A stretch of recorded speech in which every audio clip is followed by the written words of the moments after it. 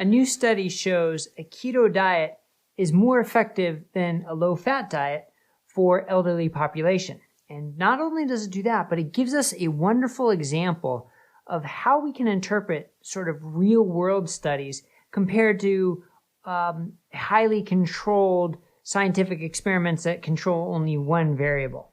I'm Dr. Brett Scher, the medical director at DietDoctor.com, and that was a bit of a long introduction, but I think this study really has a lot of implications of ways to learn. One, to know, does very low-carb diets or do very low-carb diets work just as well for the older population as they do for younger population? And the study says absolutely yes, they work better than low-fat. But also, it really brings up a great example about these real-world studies. So let's talk about this. So it was published in Nutrition and Metabolism. What they did was they took patients who are over 60 and who were obese, and they randomized them to a low-carb diet or a low-fat diet. Now, what they aimed for was low-carb, carbs less than 10%, protein 25%, 65% fat. So pretty solid low-carb diet, not one of these pseudo-low-carb diets that we often see in the literature, a real low-carb diet.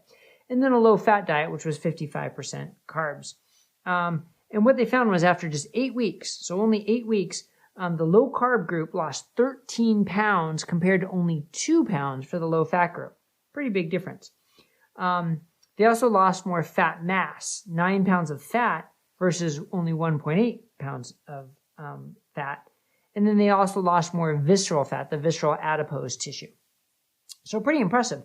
And then from a health standpoint, they saw improvements in the insulin and what's called the HOMA-IR, which is a measurement of insulin resistance, as well as HDL and triglycerides. So what we expect to see from low-carb diets, what we've seen again and again, but nice to see that it works in patients or in people over age 60. Not that we would necessarily expect it to be any different, but it's always nice to have little points of confirmation in different groups and different age groups. But here's one of the things about the study. There was no actual control. They weren't actually fed the food. They were just instructed on what to eat. So it turns out the low-carb group also had 30% of their calories from protein, whereas the low-fat group had a much lower amount of protein. And the low-carb group naturally ate fewer calories than the low-fat group. So you can interpret this one of two ways. You can say, oh, look, it's not a fair trial because the low-carb group ate fewer calories, had more protein, was more satiating, and therefore, how do we know if it was the low-carb or if it was just the calorie restriction, right? And that's a perfectly fair assessment.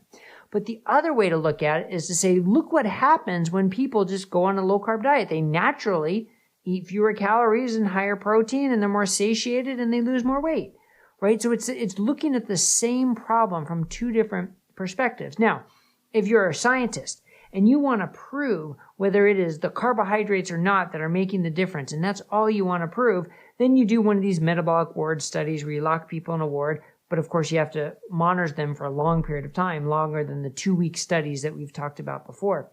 But that's how you do that. If you're a clinician, if you're a healthcare practitioner, wanting to know how your patients are going to react when you put them on a low-carb diet, or if you're an individual wondering what's going to happen when I start a low-carb diet, is it something I can do long-term? Is it going to have lots of other benefits? Then you want these real-world studies. And that's why, I guess my bias is clearly coming through here. I prefer these real-world studies because what I want to know is when I'm sitting across from a patient or a client, if I'm going to recommend a diet, how are you more likely going to react to that diet? And if your reaction is feeling full, getting adequate nutrition and protein, and naturally reducing your caloric intake so that you lose weight, lose fat, lose adipose tissue, that is a win-win-win. That's exactly what I want. And that gets into sort of this debate about the whole nutritional guidelines, right? And hopefully you've watched my podcast with both Nina Teicholz and Adele Haidt.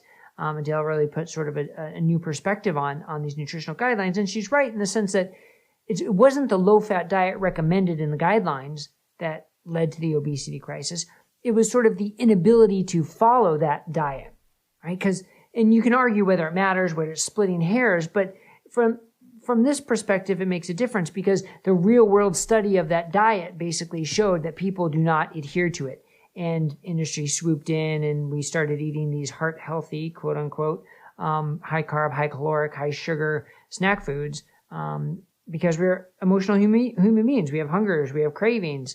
But if you can have a diet that's proven to reduce those and lower your caloric intake, that's a huge win. So I like to not get too far out of my soapbox, but you can see my point of why these real-world studies are so important. So low-carb keto diet works in the elderly population and works in a real-world study by helping you reduce your caloric intake, lose fat mass, most importantly. You know, weight loss is not weight loss. It's not all the same. You want to lose fat mass and retain lean body mass, and also improve your metabolic health. And that's everything that was shown. So links to the study and the post that I wrote on dietdoctor.com. You'll find those links below. And while you're down there, click the subscribe button and the like button so you'll get more updates from us. All right. Thanks a lot, everybody. Have a good day.